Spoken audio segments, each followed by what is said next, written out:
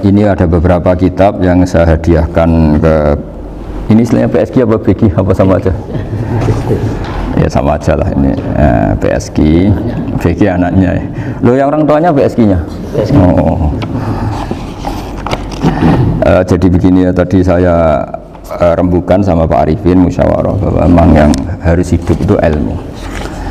Ad-dunya mal'unah, mal'unun ma fiha illa aliman au muta'alliman wa mawalahu. Ada yang illa zikrawah wa mawalahu au aliman au muta'alliman. Jadi dunia ini semuanya terlaknat, seluruh isinya dunia ini terlaknat kecuali orang yang alim, kecuali orang yang belajar atau yang dekat-dekat situ. Nah, kenapa terlaknat? Itu ibarat kita orang Indonesia nggak tahu kalau Pak Jokowi itu presiden, itu kan ngawur sekali. Masa orang Indonesia nggak tahu kalau Pak Jokowi presiden? Kita hidup di PSG nggak tahu kalau pendirinya misalnya Pak Kures Habib Ali, nggak tahu kalau ustadznya Pak Arifin, Pak Wafa, itu kan ngawur sekali.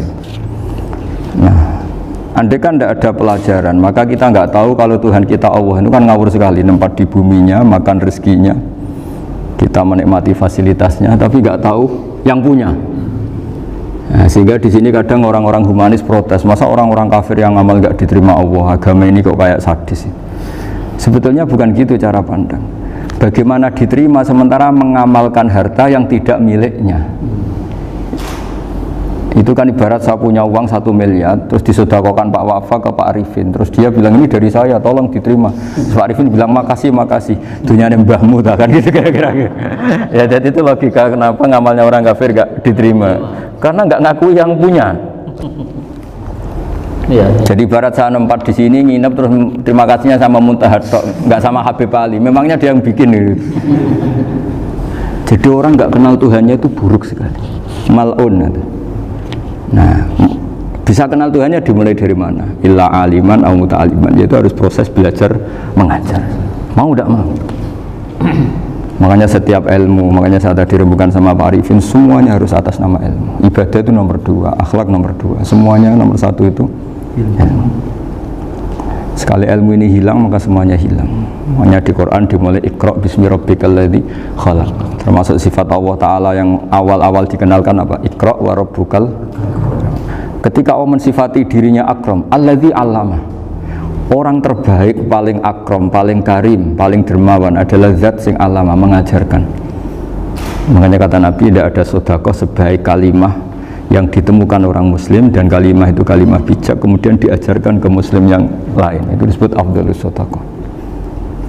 Karena ini mengawal Islam.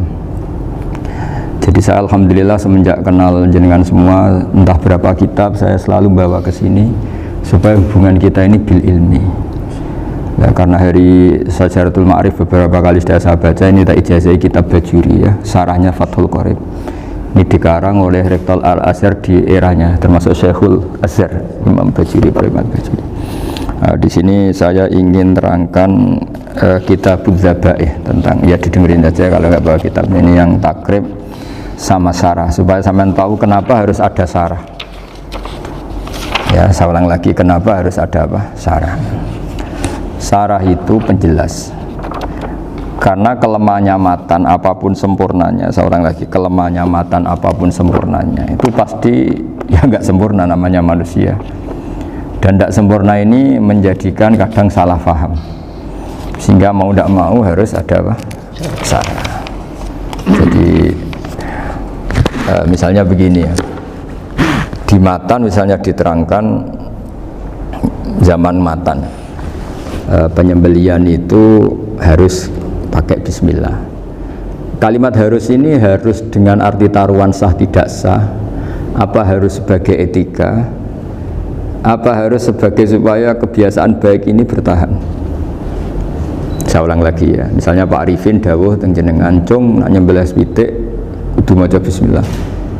Kalau kamu memotong hewan harus baca bismillah. Kata harus itu apa artinya? Syarat sah, sehingga kalau tidak baca tidak sah. Apa keharusan dalam makna etikanya harus baca bismillah. Jadi urusannya hanya apa? Etika atau afdoliyah. Atau kita tidak ingin kultur baca bismillah itu hilang, sehingga barang tidak wajib pun kita wajibkan supaya kultur baca bismillah itu tidak hilang. Nah, Imam Syafi'i itu milih yang tidak wajib, itu hanya urusan etika. Sehingga dzabihatul muslim meskipun nggak baca bismillah, baik secara sengaja maupun lupa, tetap halal ya, tetap sah, tetap halal. Tapi beberapa ulama mengatakan baca bismillah itu wajib dan menjadi syarat sah. Ya kira-kira karena pamit tadi, yang beri nyawa itu Allah, kok apa yang menghilangkan nggak pamit, sudah menghilangkan nyawanya ayam dimakan lagi. Oh itu selingkuhannya kan mesti marah itu. Selingkuhannya, pacarnya, anaknya, cucunya itu kan marah itu. Tapi kalau pamit yang punya kan enggak. Coba kalau ayam cantik yang pas kamu sembelih itu lanangannya kan mangkel gitu. Kalau kebetulan sudah tua kan karep-karepmu kan gitu. Jadi apa? Itu yang tahu Sarah. Saya ulang lagi, yang tahu Sarah, karena ini sudah jelimet, sudah jelimet. Sehingga nggak ada kitab matan yang induk kecuali disarain. Dulu ada kitab namanya Takrib, karangannya Abi Suja. Terus disarai kecil sekali oleh Fathul Qorib, ya, oleh Ibnul Qasim Al-Huzi itu. Terus disarai lagi oleh Bajuri. Jadinya Bajuri itu sudah sarhun ala sarhin warifin, ya, sudah sarhun ala sarhin, bukan sarhun ala matnin tapi sarhun ala sarhin. Nah, kenapa? Memang kita butuh itu. Saya ulang lagi, kita butuh itu. Nah, kenapa butuh? Ya karena mau tidak mau. Saya ulang lagi, mau tidak mau. Karena matan itu seperti itu. Misalnya matan cerita, yang dikatakan menyembelih itu apa? Ya nyembelih itu ya nyembelih itu memotong hewan. Terus motongnya dari mana? Kalau kamu motong hewan dari mana coba? Dari belakang atau dari depan? Dari mana? Depan misalnya. Pertanyaannya, ketika dari depan itu paling penting terpotong al-hulkum wal mari misalnya. Yang satu majrur to'am, yang satu majrur ruh, kayak gitu, majrur nafas. Tapi andaikan dari belakang gimana? Tapi tetap terpotong. Mulai ribet kan? Kalau kubu sebelah kan enak, pokoknya nggak sunnah Rasul seperti itu, nggak mau debat. Tapi kita tidak, cara berpikir tidak gitu. Ini kan status hukumnya halal apa haram ketika ada orang motong hewan dari belakang. Nah, terus kita berdebat kan, mesti berdebat itu mau dibilang haram, nyatanya memenuhi syarat apa tadi, pemotongan, hukumnya kena, marinya kena. Mau dibilang halal, jangan-jangan pitiknya sudah pingsan, sudah mati karena dogrok-ogrok dari belakang. Nah itu terus ulama debat, kan mungkin juga, ya kan, pitiknya sudah setengah kena corona, pingsan terus,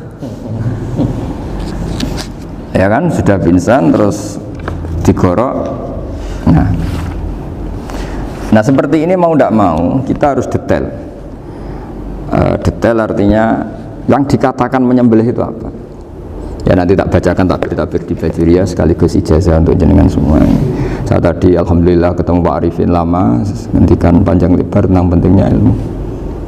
Yang dikatakan menyembelih adalah mematikan hewan yang hidup dengan kaifiyah syariah. Saya ulang lagi, mematikan hewan yang hidup dengan kaifiyah syariah. Nah kalimat hidup ini mulai masalah. Hidup yang apa? Misalnya ada hewan, saya sering kalau ngaji cerita, ada ayam jago ketandang mobil, ketabrak mobil, kejet-kejet, enggak kamu sembelih pun 1 menit lagi pasti meninggal. Ini kan hanya koordinasi prosedur saja. Karena prosedur ayam mati harus kejet-kejet, enggak boleh enggak langsung peletes mati, enggak boleh. Nah pertanyaannya, ketika kejet-kejet ini kamu sembelih, itu halal apa enggak? Wong enggak, andaikan enggak disembelih juga sudah mati. Artinya enggak, penyembelihan ini kan enggak memberi kontribusi pematian, tapi enggak ngefek gitu. Makanya terus ada perdebatan, ada hayatun mustaqirrah, ada hayatun ittiroriyah, ada harokatu masbuh. Itu kalau enggak sarah enggak bisa. Lalu pertanyaan nakalnya begini, saya itu betul pernah ngalami itu. Wayam jago itu kan mahal, apalagi kalau Bangkok kan. Saya pas jalan-jalan sama anak saya, sama jalan-jalan mau ke pasar itu di pertolongan tuwer mak. Gusti halal tau ora? Kadang tanya orang awam, halal kata saya gitu. Padahal andai kan tidak disembelih ya pasti mati. Suatu saat ada yang mengkonfirmasi lagi. Saya bilang kalau kiai ya tidak pantas makan ayam gitu, tapi kalau kamu tidak kiai ya pantas saja. Daripada rata halal lo geremeng eman kan ribet. Nah sebetulnya itu dalam mazhab Syafi'i itu tidak halal karena dia sudah tidak punya hayatun mustaqirrah. Karena tadi setengah menit lagi atau 1 menit lagi pasti mati. Kan dia belum mati karena koordinasi Israel saja tetap yang nyambil itu. Tetap kan nggak segampang itu kan, tetap prosedur apa? Jalankan SOP. SOP-nya harus ada. Nggak boleh mati selonang-selonang itu, nggak boleh. Tetap ada SOP kata Wariwan ada SOP. Beliau kalau sama saya bisa guyon kalau. Nah, tapi misalnya nanti pertanyaan, tapi dalam mazhab Maliki itu diabaikan. Hayat mustaqirrah, hayat ittiroriyah, hayat itu diabaikan. Cara berpikir Imam Malik lebih matematis. Kalau nggak disembelih itu matinya berapa menit? 1 menit lagi. Gara-gara disembelih dia mati sekarang. Berarti eksekutornya ya peso itu. Ya berarti peso itu memenuhi kriteria mematikan sesuatu yang masih hidup, hewan yang hidup dengan cara syar'i. Jadi andai kan ada rapat malaikat, matinya karena apa coba? Karena peso apa karena kecelakaan? Karena peso. Ya kan? Karena kalau nggak tanpa peso nunggu 1 menit, gara-gara disembelih langsung terjadi sekarang. Nah karena hukum halal ini yang menarik dan menguntungkan. Di bab ini orang jadi Malikiyah semua. Benar maksud saya. Jadi kita ini sebetulnya Syafi'i pecundang gitu. Syafi'i partai politik. Jadi kalau sedang tidak menguntungkan ya kata siapa kita Syafi'i banget? Tidak juga itu. Ya, jadi karena tadi ya kalau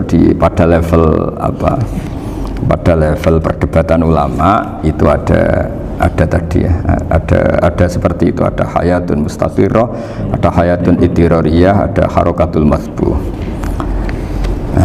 Jadi tak baca ya supaya dapat barokahnya ulama ya. Jadi tak baca redaksinya. Ini di halaman, terus kitab ini saya tinggal sebagai amal saya, keluarga saya, sebagai penghormatan saya sama Habib Ali, Habib Quraisy, Habib Hussein semua.